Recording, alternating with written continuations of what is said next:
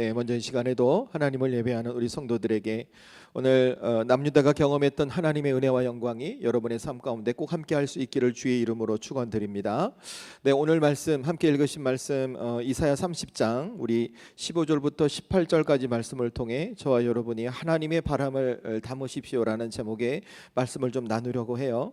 여러분, 오늘 말씀의 제목이 하나님의 바람을 담으십시오라고 하는 제목입니다. 근데 이 말씀에 담겨진 바람이라는 말을 우리가 지금 여름이잖아요. 요즘 굉장히 덥잖아요. 이 더위를 식혀주는 어떤 산에서 부는 바람으로 생각하시면 안 됩니다. 사실은 제가 이 설교 그 제목을 잡을 때 우리를 향한 하나님의 바람을 담으십시오 이렇게 정했었거든요. 근데 제가 항상 해보는 것 한 가지가 뭐냐면, 이게 이제 방송으로, 유튜브 방송으로 나가고 이렇게 홈페이지 공개되기 때문에 맞춤법 검사를 좀 해봐요.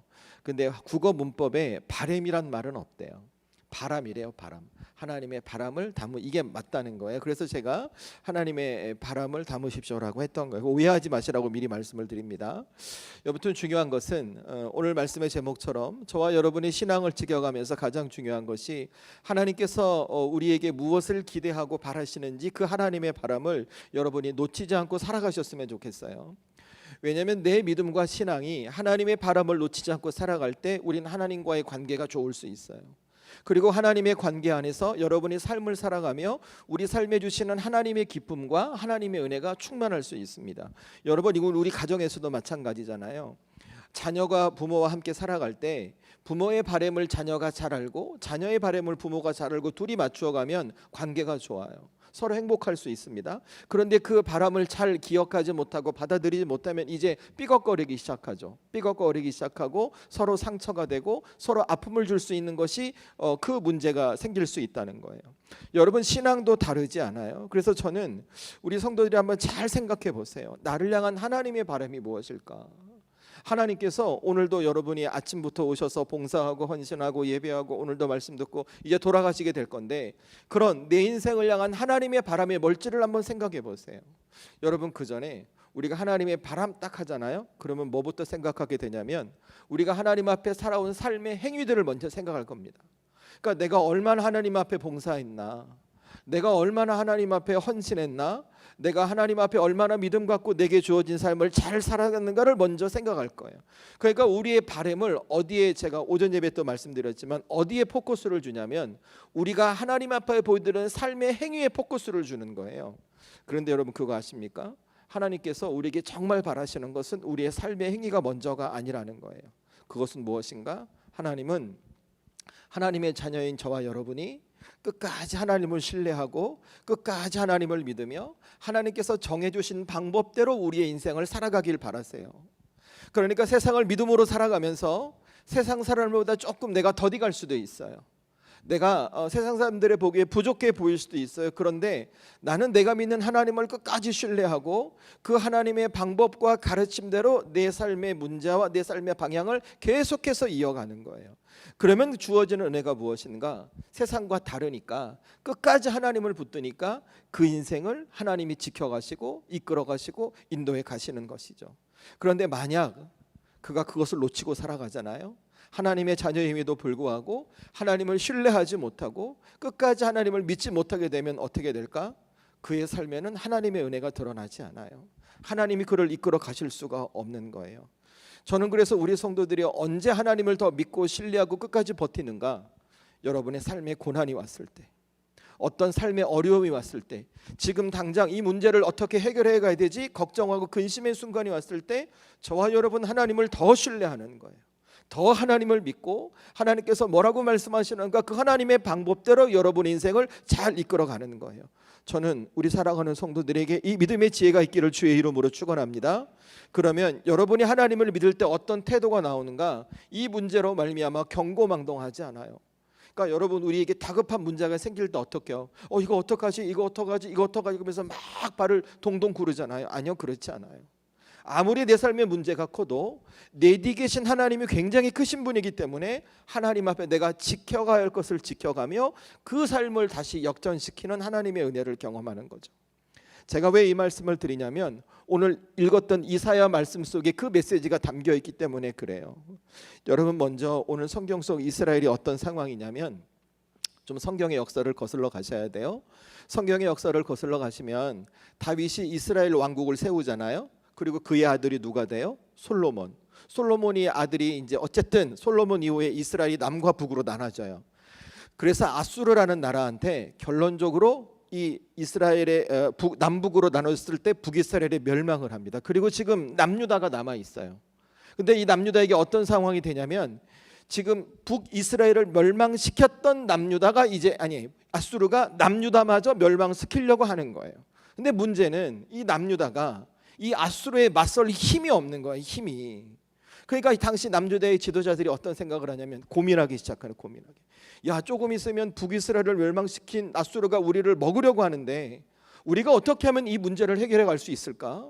어떻게 해야 위기를 극복할 수 있을까? 이 문제 앞에 막 전전긍긍 전정하고 있는 거예요. 그런데 그들의 최종 선택이 무엇이냐면 하나님의 공동체인 남유다가 하나님을 무릎 꿇고 하나님 앞에 무릎 꿇고 하나님을 선택하는 것이 아닌 거예요. 누구를 붙드냐면 애굽을 붙듭니다. 애굽을 찾아가서 애굽과 동맹을 맺고 애굽과 외교 관계를 맺으며 그 문제를 해결하고 그래요. 왜 그럴까요? 지금 이 상황에 애굽의 군사력만 있으면 애굽이란 거대한 나라가 남유다에 버티고 있으면 이 아수르라는 나라가 우리 남유다를 함부로 할 수 없을 거야라는 생각이 컸거든요. 그래서 그렇게 한 거예요. 근데 여러분 그냥 이거 신앙을 떠나서 인간적으로 기준으로 보면 얼마나 지혜로운 거예요. 그렇지 않아요? 여러분 남유다가 애굽을 선택한 거 너무나 현실적인 방법 아닙니까? 그 전쟁을 막기 위해서 그 어려움을 이겨내기 위해서 자신보다 힘 있는 나라와 동맹을 맺고 외교 관계를 맺어서 그 문제를 풀어가겠다는 거 정말 현실적인 문제잖아요. 그런데 여러분 하나님께서는 그 모습을 뭐라고 하시는가? 너무 안타까워 하시는 거예요. 왜 그럴까요? 이스라엘 공동체가 하나님이 세워주신 공동체였음에도 그들이 하나님을 찾지 않고 애굽을 찾았거든요. 그들이 여기까지 올 수 있도록 이끌어 주셨던 분이 하나님이신데 그 하나님의 역사를 기대하기보다 자기들이 선택하고 자기들이 결정한 방법으로 자기의 인생을 책임져 가려고 했기 때문에 그렇다는 거예요. 그래서 하나님께서 오늘 이스라엘에게 뭐라고 말씀하시는가? 오늘 15절 말씀 보세요. 그런 남유다 백성을 향해 하나님께서 15절 이렇게 말씀하세요. 저와 여러분이 함께 읽습니다. 시작. 주 여호와 이스라엘의 거룩하신 이가 이같이 말씀하시되 너희가 도력히 조용히 있어야 구원을 얻을 것이요 잠잠하고 신뢰하여야 힘을 얻을 것이거늘 너희가 원하지 아니하고. 아멘. 여러분 이 말씀 보셨죠? 하나님께서 이사야 선지자를 통해 말씀하시길 남유다 너희가 잠잠해야 되고 너희가 조용히 하나님 앞에 구원을 간구해야 함에도 불구하고 너희가 그렇게 하지 않는다라고 말씀하고 계시는 거예요. 여러분 이 말씀 잘 보세요. 하나님께서 지금 이스라엘을 책망하시는 거로 들리세요? 믿음 있는 너희가 끝까지 믿음을 지켜야죠. 어떻게 애굽이랑 어떻게 이럴 수 있어라고 이들을 꾸짖는 거로 보이세요? 제가 이 말씀을 읽는데 하나님 그렇게 하지 않으시는 거예요. 하나님께서는 이 남유다를 통해 어떤 마음을 전하고 싶으신가? 내가 이들을 위한 은혜를 준비해 왔는데 이들이 아무리 어려운 상황이 와도 이들을 다시 서게 할 수 있는 나만의 능력을 은혜를 이들에게 준비했는데 지금 이들이 그 은혜를 받지 못하고 그냥 그렇게 무너질까 봐 걱정하고 안타까워하고 계시다는 거예요. 여러분 이 말씀을 곰곰이 묵상하는데 제가 이게 깨달아지는 거죠. 여러분 하나님이 진짜 안타까워하시는 게 뭘까? 오늘 하나님의 백성인 남유다들에게 오늘 하나님께서 이 15절 말씀을 하시면서 오늘 말씀을 다 주시면서 하나님이 진짜 안타까워하시는 걸까를 한번 잘 생각해 보세요. 저는 어떻게 깨달아졌냐면 지금 하나님께서 이스라엘 백성들이 하나님을 버리고 그들이 애굽을 선택하는 것을 문제 삼는 게 아닌 거예요. 그들이 지금 위기의 상황 속에서 하나님께서 주신 은혜를 사모하기보다 다시 애굽의 군사력을 먼저 붙들었다는 그것을 문제 삼는 게 아닌 거예요. 정말 문제가 무엇인가? 그들이 하나님을 신뢰하지 못하고 있다는 거예요. 주어진 현실과 상황만 보고 당장 주어진 어떤 상황과 문제 때문에 그들의 삶을 여기까지 이끌어 주셨던 하나님을 신뢰하지 못하는 것, 그것을 너무나 안타까워하고 계시는 거예요. 그래서 하나님 말씀하시는 거죠. 너희가 그러면 안 된다고.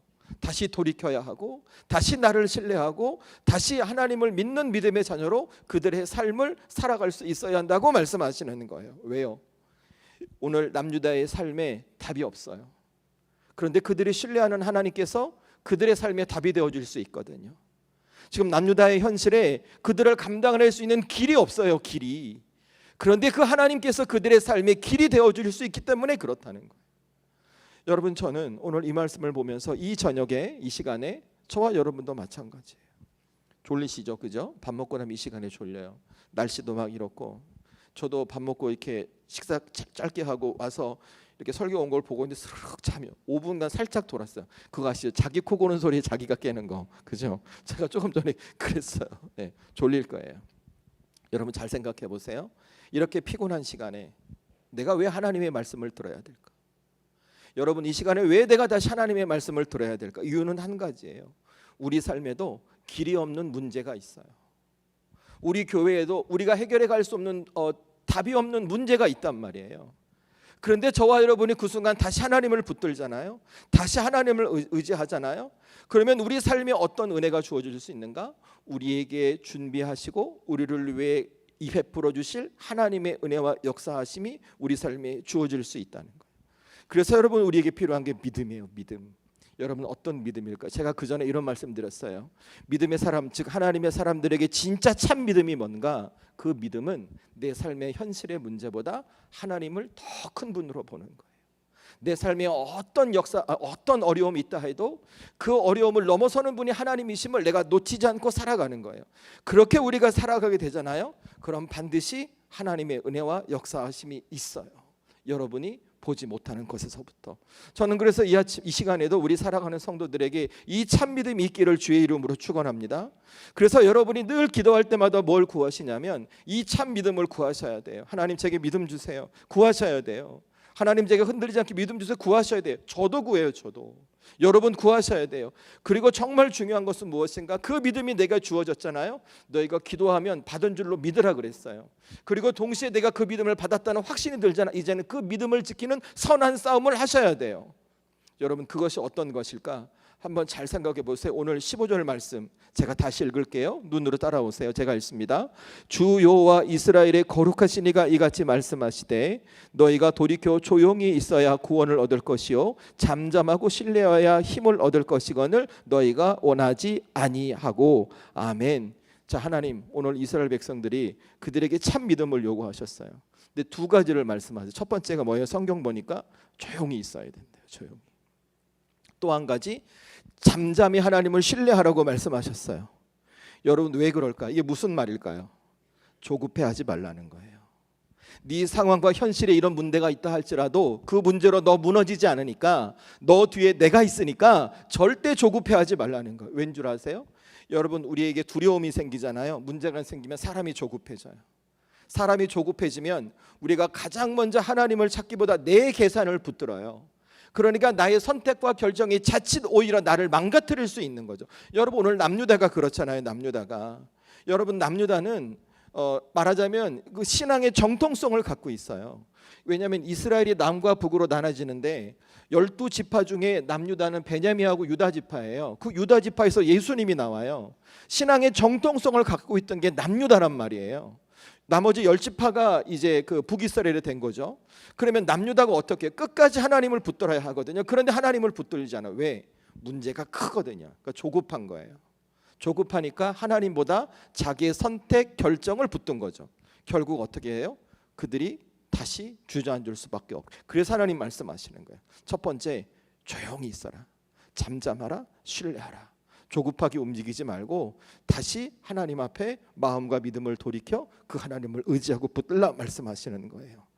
여러분, 이 말씀 하나님 우리로 하여금 아무것도 하지 말라고 말씀하시는 거 아니에요. 우리 삶의 문제와 걱정과 그 근심 앞에 너희는 아무것도 하지 말라라고 말씀하시는 게 아니에요. 오히려 하나님을 신뢰하고 그 하나님 앞에 서서 다시 하나님께서 길을 열어주시기를 기대하며 우리에게 주어진 삶을 믿음 지켜 살아가라는 거예요. 그러면 어떤 은혜가 주어지는가? 여러분, 오늘 말씀 18절 보세요. 함께 읽습니다. 시작. 그러나 여호와께서 기다리시나니 이는 너희에게 은혜를 베풀려 하심이요 일어나시리니 이는 너희를 긍휼히 여기려 하심이라. 대저 여호와는 정의의 하나님이심이라. 그를 기다리는 자마다 복이 있도다. 아멘. 여러분, 지금 이 말씀 잘 보셨죠?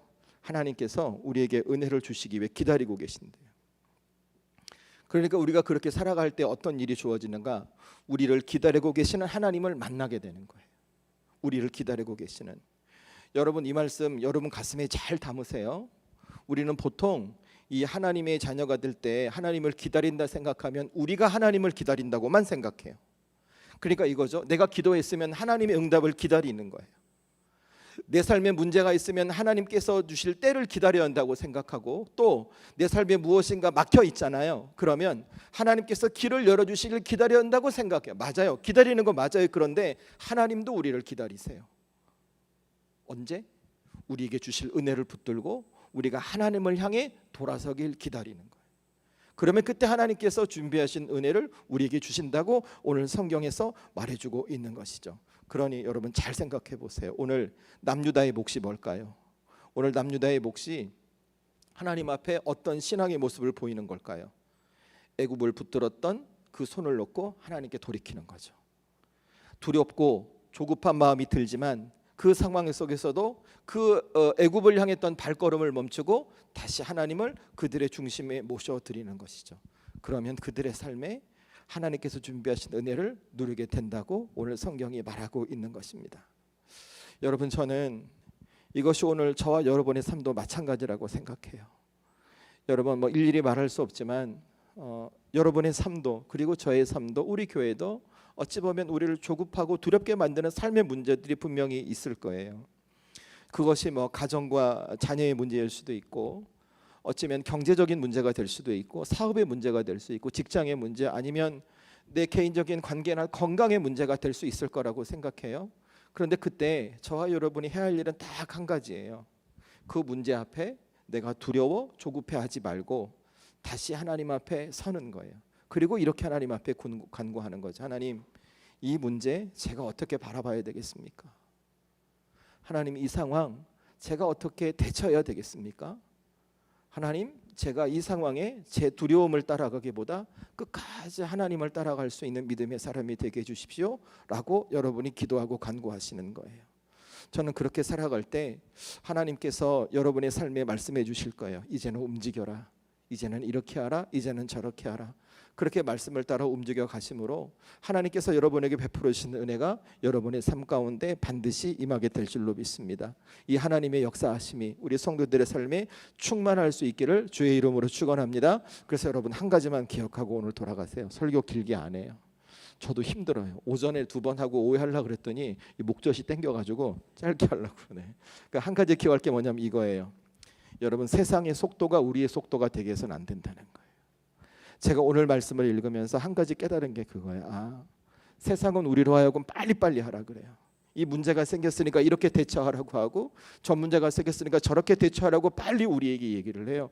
그런데 하나님께서 오늘 뭐라고 말씀하시냐면 이 세상의 속도가 믿음의 삶을 살아가는 우리 삶의 속도가 되게 해서는 안 된다고 말씀하시는 거예요.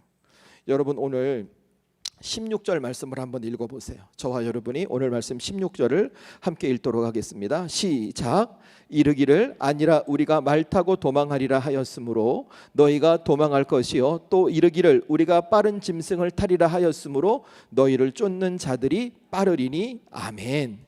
자, 여러분, 이 말씀 잘 보시면 지금 하나님께서 이 남유다가 아수르가 쳐들어온 이 문제 앞에 그들을 남유다가 행하는 모습을 평가하는 하나님의 뜻이 담겨 있어요. 그러니까 오늘 뭐가 있냐면, 아까도 말씀을 드렸지만 오늘 남유다에 아수르가 쳐들어왔잖아요. 그러니까 생각해 보세요. 우리나라에 저 북한이 갑자기 쳐들어온다고 생각해 봐요. 그런데 우리는 그들을 막을 힘이 없어요. 6.25 전쟁 때처럼. 그럼 우리가 얼마나 다급하겠냐고, 마음이. 이러다가 큰일 날 거라고 생각할 거 아니에요. 그러니까 그들이 결국 어떻게 했어요? 그들이 애굽을 잡았어요. 그런데 하나님께서 오늘 이 말씀 앞에 뭐라고 얘기하냐면, 오늘 남유다가 이렇게 말했다는 거예요. 하나님, 지금 우리에게 이런 문제가 있지만 이 문제를 해결할 수 있는 가장 빠른 방법, 가장 빠른 말을 타고 이 문제를 해결하겠습니다라고 이렇게 말했다는 거예요. 그러니까 뭐냐면, 지금 남유다가 갖고 있는 태도가 이 문제가 생겼으니 그 문제를 해결할 수 있는 방법의 속도를 애굽을 데려다 해결하는 세상의 속도에 맞춰져 있다는 거예요. 이해돼서 무슨 말씀인지? 표정이 이해 안 돼. 점점 눈꺼풀이 무거워지고, 이해되세요? 세상의 속도에 맞춰져 있다는 거예요. 그런데 하나님께서 뭐라고 말씀하시냐면 16절에 이렇게 말씀하세요. 후반부 보니까 이렇게, 제가 한번 더 읽을게요. 또 이르기를 우리가 빠른 짐승을 타리라 하였으므로 너희를 쫓는 자들이 빠르리니. 아멘. 이렇게 말해요. 그러니까 이 말이 무슨 말이냐면, 그래, 너희가 이 문제를 해결할 수 있는 빠른 방법을 택했어. 그런데 문제가 뭔 줄 아니? 너희를 쫓는 자들은 너희보다 더 빨라 이렇게 말하는 거예요. 네가 아무리 빨리 문제를 해결하고 해도 너희에게 문제를 만드는 이 세상은 너희보다 훨씬 더 빨라 이렇게 말하는 게 무슨 뜻일까요? 이게 무슨 말일까요? 오늘 남유다가 붙들고 있는 세상의 속도로는 그들의 문제를 해결할 수 없다는 거예요. 그들의 빠름으로는 그들에게 찾아온 삶의 문제를 감당해낼 수 없다는 거예요. 왜냐? 그들이 붙든 빠름의 속도보다 세상의 속도가 훨씬 더 빠르기 때문에 그렇다는 거예요. 그래서 하나님께서 뭐라고 말씀하시는가? 이렇게 말씀하시는 거예요. 얘들아, 속도를 더 높여 이렇게 말씀하지 않으세요. 너희가 더 빨리 달려야 돼, 더 많이 이렇게 말씀하지 않으세요. 속도를 더 높여라고 말씀하시는 게 아니라 속도를 바꾸래요. 누구의 속도로? 세상의 속도가 아니라 하나님의 속도로 바꾸라는 거예요. 왜 그럴까요? 그들이 하나님의 속도에 맞춰갈 때 하나님께서 그들에게 준비하신 은혜를 그들이 경험하고 세상을 넘어서는 하나님의 역사를 경험할 수 있기 때문에 그렇다는 거예요. 저는 이 말씀 보면서 우리 성도들이 삶을 한번 잘 보셨으면 좋겠어요. 여러분 인생 살아가시잖아요. 저도 그렇고 여러분도 그렇고 아마 우리는 종종 내가 하나님을 믿는 믿음의 사람임에도 어떤 문제가 생기면 이 문제가 빨리 해결되기를 바라는 마음이 클 거예요. 저 세상에서 말하는 것처럼 빨리 이 문제가 해결됐으면 좋겠다는 그 마음을 가질 거예요. 그런데 여러분, 성경이 오늘 우리에게 뭐라고 얘기하냐면 이렇게 말하는 거예요.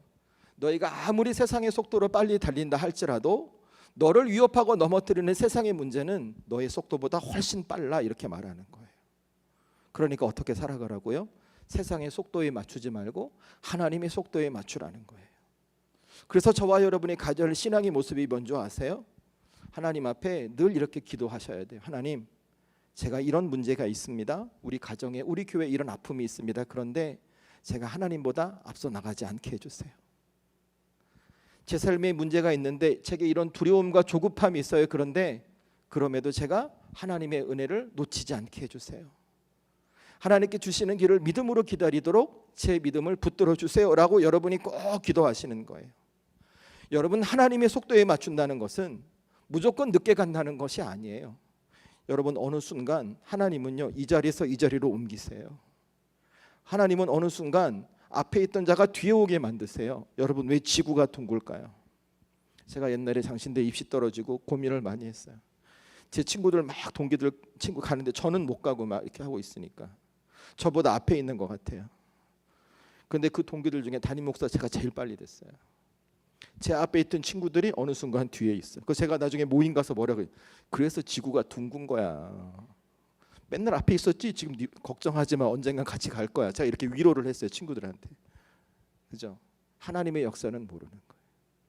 하나님의 일하심은 모르는 거예요. 그런데 우리의 어리석음이 뭐냐면 이 세상을 살아갈 때 이 세상처럼 살아가는 것이 하나님의 은혜라고 생각하고 이 세상의 속도에 맞춰 내 인생을 가는 것이 하나님의 역사라고 생각하는 거. 아니요, 그렇지 않아요. 하나님은 이 세상을 섭리하시고 주관하는 분이세요. 그래서 우리에게 가장 지혜롭고 은혜로운 방법이 무엇인가? 이 세상을 살아감에 있어 세상의 속도에 내 인생을 맞춰가는 것이 아니라 하나님의 속도에 맞춰가는 믿음의 사람이 저와 여러분이 되는 것이 가장 지혜로운 방법이라는 거예요. 그게 뭘까? 하나님이 가라면 가는 거예요. 하나님이 멈추라면 멈추라는 거예요. 하나님이 돌아서라면 돌아는 거예요. 내게 들려온 하나님의 말씀 앞에 내 속도를 맞춰가는 것이죠. 전 우리 사랑하는 성도들에게 이 믿음의 지혜와 태도가 있기를 주의 이름으로 축원합니다. 그래서 여러분의 삶에 어떤 상황이 주어진다 해도 세상이 여러분을 막 재촉할 거예요. 빨리 해야 돼, 빨리 해야 돼, 빨리 해야 돼. 저도 성격 되게 급하거든요. 근데 그렇게 하지 마세요. 하나님보다 앞서가지 마세요. 내 문제가 해결되지 않는다고 두렵거나 조급해하지 마세요. 그 과정도 하나님이 쓰시면 어떻게 될지 모르는 거예요. 그러니 우리의 몫은 무엇인가? 항상 하나님의 말씀에 내 인생의 발걸음을 멈추고 내게 들려오는 말씀, 그 하나님의 속도에 여러분의 삶을 맞춰서 살아가시는 거예요. 저는 그렇게 여러분의 인생을 걸어갈 때, 그렇게 하나님을 신뢰할 때 여러분의 삶의 문제 어떤 어려움이 있다 해도 하나님의 은혜로 말미암아 그 문제를 해결하고 극복하고 여러분의 삶의 길과 대비되어 주시는 하나님의 역사를 여러분의 삶에 경험하게 될 줄로 믿습니다. 저는 그렇게 이선약 우리 사랑하는 성도들이 여러분의 인생을 살아가시면서 하나님의 속도에 맞춰가는 분들이 될 수 있기를 주의 이름으로 축원합니다. 말씀을 마무리하겠습니다. 네. 여러분, 세상은 우리를 향해 계속해서 빨리 얘기합니다. 그리고 그 빠른 속도에 맞춰가지 못하면 우리가 뒤처지는 것처럼 생각하고 우리를 그렇게 말하죠.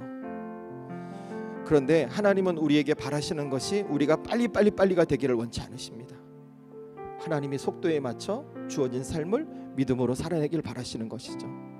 저는 그래서 우리 성도들이 이 시간에 오늘 말씀 앞에 다시 한번 기도하면 좋을 것 같아요. 어떻게 기도하면 좋냐면, 하나님, 제가 끝까지 하나님 신뢰하고 하나님의 속도에 맞춰가는 믿음의 사람이 되겠습니다. 세상이 아무리 저를 재촉하고 아무리 저를 빨리 결정하고 빨리 하라고 흔들어도 남들보다 앞서가지 않고 그저 하나님과 함께하는 믿음의 사람이 제가 되게 하고 싶습니다. 그렇게 우리의 가정을, 그렇게 우리의 교회를, 그렇게 우리의 인생을 지켜가는 믿음의 사람이 제가 될 수 있도록 은혜를 주십시오. 여러분 이렇게 기도하시면 좋을 것 같아요. 여러분이 그렇게 기도할 때 저와 여러분의 삶은 하나님이 인도하시고 하나님이 이끄시는 삶, 혹 내 삶에 어떤 어려움과 걱정과 근심이 있다 해도 그 하나님 때문에 그것을 극복하고 하나님께 영광 올려드리는 복된 삶이 저와 여러분의 삶이 될 줄로 믿습니다. 이 주님의 은혜가, 이 하나님의 역사하심이 우리 성도들의 삶 가운데 충만할 수 있기를 주의 이름으로 축원합니다. 이 시간 함께 기도하겠습니다. 주신 말씀 기억하며 제가 방금 말씀드렸죠. 하나님, 제가 하나님보다 앞서지 않게 해주십시오. 세상은 빨리 말하지만 그 빨리에 맞춰가는 것이 아니라 하나님의 속도에 맞춰가는 지혜로운 사람 되게 해주십시오. 여러분 오늘 말씀 기억하며 여러분의 주시는 감동대로 우리 다 함께 잠시 통성으로 기도하겠습니다.